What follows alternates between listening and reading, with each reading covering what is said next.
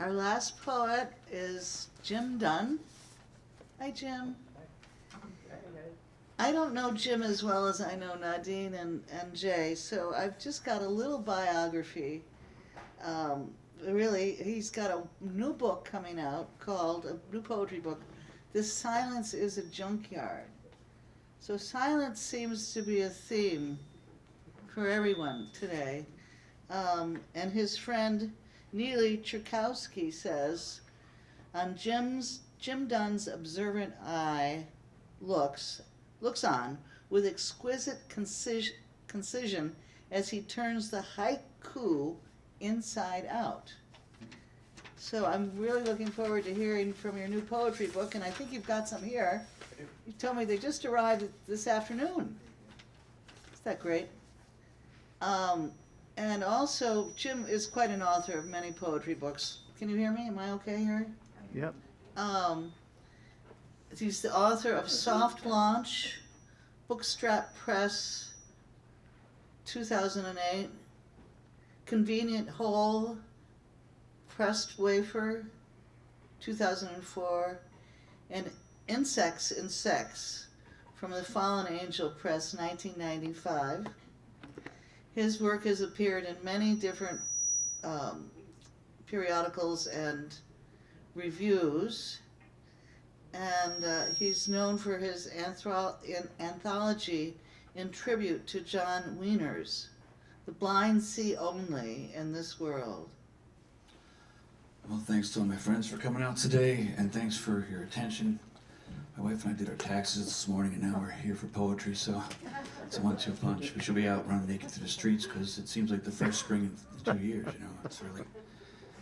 You observe small things like small flowers popping up today. It was a strange awakening. So this is my small book, and if you look at the cover, you can tell that it was taken down the street at Raves Chasm on January 8th. It was 8 degrees below zero, and I have a whole section in the book about Raves Chasm, and I'm going to read that, and I'm going to reward your attention by trying to remain as short as I possibly can.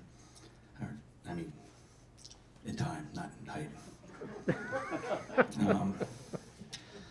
I've been going to Raves Chasm for 20 years, and lately I've been fishing there, and I go there with a BJ's fishing pole and a couple lures, and there's a bunch of Brazilian guys there, and they're amazed that I can catch fish. They're like, look at you, your pole is broken, you can't cast worth a shit, but you catch fish. So I catch fish, and I take pictures too. So these are some poems in tribute to the second section of my book called The Chasm. Between the full moon and the rising sun, caught upon the rocks, a slippery place, between the living moment and the dead dream. There lies behind me the nocturnal soul of night's engine, orchestrating the dance and music of the endless sea. Ahead, the gulls bring news of the coming light. The clouds are set aflame from underneath by the slightest touch of the fiery fingertips of the praying pointed hands of the new day. First, a blinking eye, and then the blazing face of ecstasy. Behind me, the moon lowers its hollow shell upon the trees lined against the sky. The clouds are fields of rolling joy from which rises the royal white chariot, led by glorious horses frozen in mid-gallop, heroically stoic in their conquering charge over immense distances. The copper shimmer of the wet rock shines behind what is left of night and what is to become of the day, bathed in new light. Dressed in wild white flowers of the clouds, the foamy sea throwing her bouquet against the silent rocks, standing fast between the full moon and the rising sun. And this is actual fishing at the mouth of a chasm, literally. Casting a prayer into the sea, standing upon the bare knuckles of the holy coast, the sea breathes around me. Whispering her glorious secrets, there is ruthless danger in beauty, and there is ruthless beauty in danger. I catch a blessing in the foamy tide and throw it back into the sea. The sun cracks open the sky, and we are all doomed in the daylight. Rafe's Chasm. The sun is born an orange ball and dies a hazy yellow flower. The end. And this is Folded Sorrows. I saw the birds coming. I thought of Bob Kaufman, who's a great poet. So this is Folded Sorrows from Bob Kaufman. Spread against the sky, they seem immense. A sky of blackbirds delivering their own version of an avian eclipse. Miles of beating wings, no measure, a circumference of infinity. There seems to be a secret door in this city that opens downward like a trapdoor to the bottom of an all-encompassing, disheartening sadness. A laundromat lost in time that washes tears clean of their salty connection to the sea, where warmly waits the folded sorrows to be carried upstairs and put away. And I did write some poems during the pandemic, but I don't know what they mean. Sunspots and smoke rings. Oh, Catherine Lane Deems was a sculptress who actually sculpted Harry Crosby's dog, who was the fastest dog in all of France. And he's down at the MFA, but I think he's in mothballs. But you can see Narcisse, which was the original name of Black Sun Press. So the dog and the sculptors and the house. And it's right down the street. It's a beautiful story. Sunspots and smoke rings. In search of Catherine Lane Deems' chimney estate, I happened upon a statuesque deer standing frozen beside the pylons that forbid parking and sunbathing on hidden treasured beaches. The seventh wave on the longest day will be a flattening of the curve of love and the splintering plank of hate. I am the fire. I hear it in my ears. I throw myself into my work. I sound it out. A crackling of the soul that burns from the inside out. Sunspots and smoke rings I appear to be. During the pandemic, I borrowed a power washer, and I really got to really appreciate the power of water, you know? And at the same time, my brother in Perth, Australia, lost his father-in-law, who was a lobsterman in Perth, and he was obsessed with power washer. So this is for Ivan, Mandy, and Greg, and it's Power Wash the Souls. Ivan loved to power wash everything. Greg proclaimed this at his Australian funeral, a lobsterman gone out to sea to power wash the stars. I rid the deck of dark and dirty secrets with jets of holy water, water that does not replenish, water that removes any trace of time and buildup. I power wash the souls of lonely porches, removing lichen, mold, and moss, with a laser focus of a mindful water that cannot be imbibed, that cannot bless, but works wonders like an aqua velvet charm. Thank you. Power wash the souls. I think my deck is probably due for another power washing. John Wieners wrote a poem every January 6th for, I think, 9 years. It's the only poem he wrote. So back in 666, I decided to do that when I was going up to visit Garrett Lansing. So I'll read a couple of these, and some of them go back a bit, but we would go up to Garrett's, and my boys were young at the time, and we would pretend we were like Vikings, and we would go to Garrett's just to get ginger ale, and that was our quest. So this is called 669. For we have traveled far along the harbor, upon vessels unburdened and free, to visit unannounced the silent spirits of afternoon rooms. 2 boys and 1 man with diminishing vision, Triton riders and the lonely man from Atlantis City, stopped by to conjure up drifting mysteries, at the very least to skip these memories eternally on the serene surface of the setting sea. And I also wrote a tribute to the rest area in Beverly. That has a full-size rest area in Beverly. I thought it was the coolest thing, where the trucks parked, just like being, out on, the Garden State Parkway or Jersey Turnpike. So, and also Giles Corey was a cut through the Witch's Woods. So this is for Giles Corey, the only American pressed to death by this government, pressed to death by rocks. Think about that. That's kind of wacky. Yankee Division Highway. In defense of the depth-charged frogman diving deeper to wire the water to explode. The day starts as an ocean and ends as a star. Waves of water and bands of light wash over the hours and shine the night. We're almost there if the rest stop is home, and it is. I celebrate the Beverly Rest Area, the only respite on the Yankee Division Highway, where Giles Corey took his shortcut through the Witch's Woods. He made such great time from Salem to Gloucester that it had to be sorcery and not a sensible route through the woods. The shortcut proved he was a warlock, and when they heaved boulders upon his chest to coax a confession from his pressed lips, his only response was, more weight. And more weight was applied and crushed Giles to death, but his spirit still lingers just beyond the rest stop, off Common Lane in the Witch's Woods. The winter wind, as it passes through the trees, whispers, more weight. The trucks at the rest stop idle, with running lights aglow, humming a diesel tune for the Cape Ann boulders that labored his breath as it whistled away from his last words. And this is 6/6/21, about the day that I broke my pole and I fell on the rocks at Braves Chasm. If you fall there, it could be very dangerous, and I've been very lucky, but I've fallen several times. It was a bad day.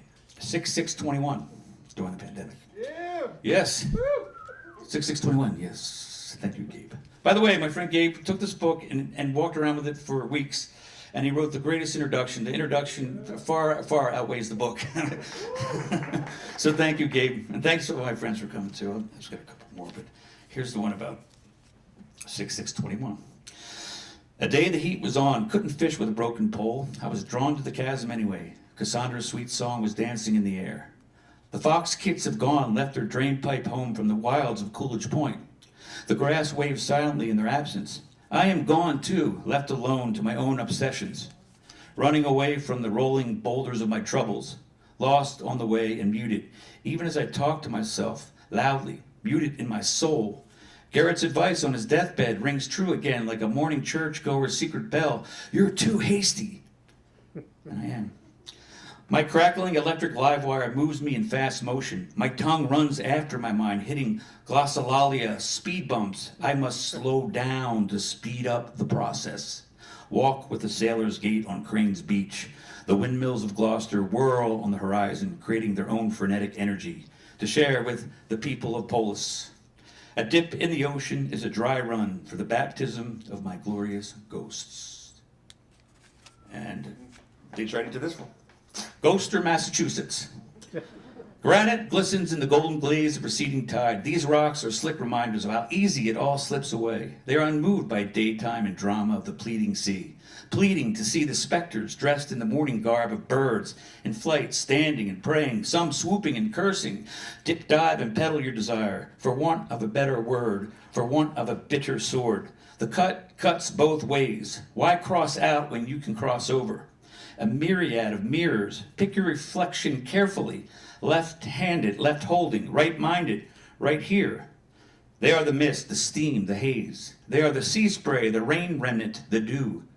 They are condensation, the beads of sweat, the tears. St. Peter's feast of the fiesta, fisher of men, clamor of souls. Statues are crying, buildings are confused. Carry your patron saint under your eyelids to flash a sign of the cross when you roll your eyes. West meets east in the middle of the harbor. Paint factory, pain points, abandoned boats, abandoned hopes. There's nothing worse than seeing nothing there, but swearing the nothing you saw is a lighthouse of memories, lit up with the rotating eye of blinking experience.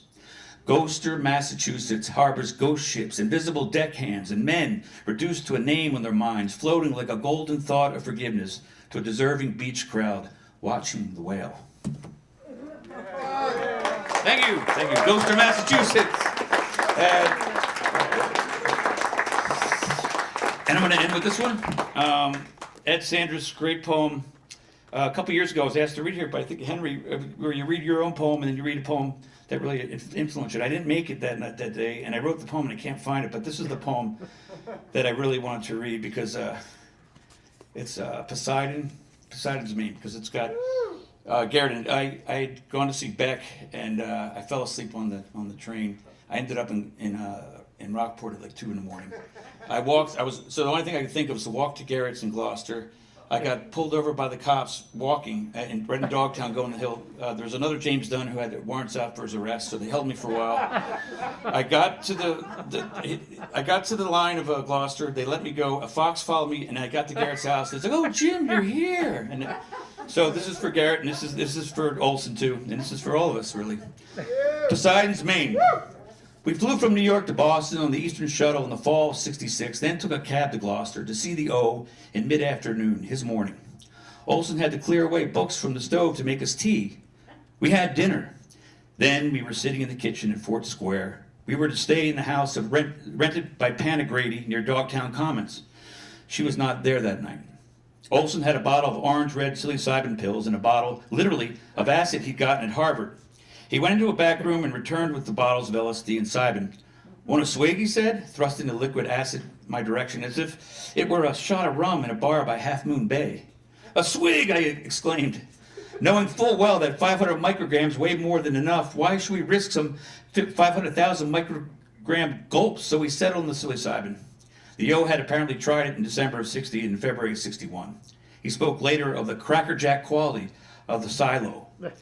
Actually, it's simply synthetic, about the size of an old placebo, which was even smaller than aspirin, and looked very much like those fake pills we always were given as though we needed a cure. In fact, when I took it, I was so high on bourbon that I took it as though it were a bunch of peanuts. I kept throwing the peanuts and the mushroom into my mouth. From the Gatwick tapes, 1963. Olson shook out a handful of red-orange pills. I took about 8. Weaver, as I recall, had 12, and Olson at 6'7", had an initial 12 or so, then a few more. We sat in the kitchen, and then as the magic mushrooms began to mush, Olson drove us to Dogtown, where we were to sleep. He drove slowly, so slowly that when I looked back behind, a line of cars was close pressed. He pulled over, as I recall, to let some of them roll by. Then we proceeded. I felt a great surge of confidence that my mentor, the O, was driving, and he would get us there safely. Then I glanced to the front seat, and Olson had turned into Poseidon, literally, the horse from the sea, with kelp in his mane, matted and wet. Of course, there is that poem in Maximus too. All night long, I was a Eumolpidae, as I slept, putting things together which had not previously fit. The Eumolpidae were the descendants of Eumolpus, who was the son of Poseidon, and also the founder of the Eleusinian Mysteries. The Eumolpidae officiated at the Mysteries. So, onward drove Poseidon, the seat cushions washed in the froth of his greeny mane, which seemed ornamented with sea wrack, bone bits, shells, and oceanic oddments. I thought, well, even if I am bonkers, the driver was my hero, my guru, my bard. Safety was assured. Until we passed a clump of what appeared to be boulders in the gloom to the left. "Ooh, look at the elephants," Poseidon shouted. We passed a sign, "Deaf Child." Was it connected with the O line? "The great ocean is angry. It wants the perfect child." We arrived at the stone house with stone arched doorway and sat to talk. Meanwhile, it seemed as if the place had become the chapel perilous, and I began to walk outdoors, spend a few minutes, then return back to the chapel. I did this a few times and seemed to live through life cycles as I left the house, walking through the woods, then returned. Once I spoke Akkadian, building a mud brick hut by the river Euphrates. In another cycle, I was a Hasidic store owner on Hester Street in the Lower East Side. Weaver later kidded me about calling out to the trees. Olson, meanwhile, talked onward. Weaver pointed toward the O. "Look at those sparks coming out of his forehead." I looked. It seemed enormous, this head top, this capital, and showering with blue arcs. On the table was a jade and silver cross that Dean Stockwell had given John Wieners. I asked the O, "What is there to hold on to?" He handed me the cross. I tasted it and felt it melt in my mouth. When I went outdoors, Charles warned me about the quarry. I recall he was speaking about Sacrams and Algonquin longhouses. Finally, in one of the life cycles, I got lost in the woods, crashing among the trees, leaves in long hair. I must point out that I was in full rock and roll attire, all in red boots, red sweater, red pants, and a red scarf. Finally, I threshed down into the street. I thought maybe there had been an accident, and I was dead. And in fact, Sheol or purgatory or some kind of gray zone. I walked through deserted Gloucester streets and was just getting ready to go into a house to get warmer. Good thing I didn't. A police car came along and I hailed it. He was at first suspicious of a young man dressed in red with leaves affixed up and down. I recalled Garrett Lansing's address on Main Street. Garrett's friend Derek picked me up at the station and drove me back to Dogtown, where Olson and Weaver were still talking. It seemed as if they had not moved an inch during my adventure. I called Miriam at our pad on Avenue A, and once again she helped me to land from another trip into the Universal Mosaic. In his first mushroom voyage, Olson on the Gatwick tape said that he was absolutely a peace sacrum holding as chief a longhouse ceremony, and I said it in so many words. "Oh, Olson, oh, our peace sacrum, your forehead aglow, in the Dogtown longhouse long ago." Thank you very much. Thank you. Thank you, Jim. That was just great. Everybody.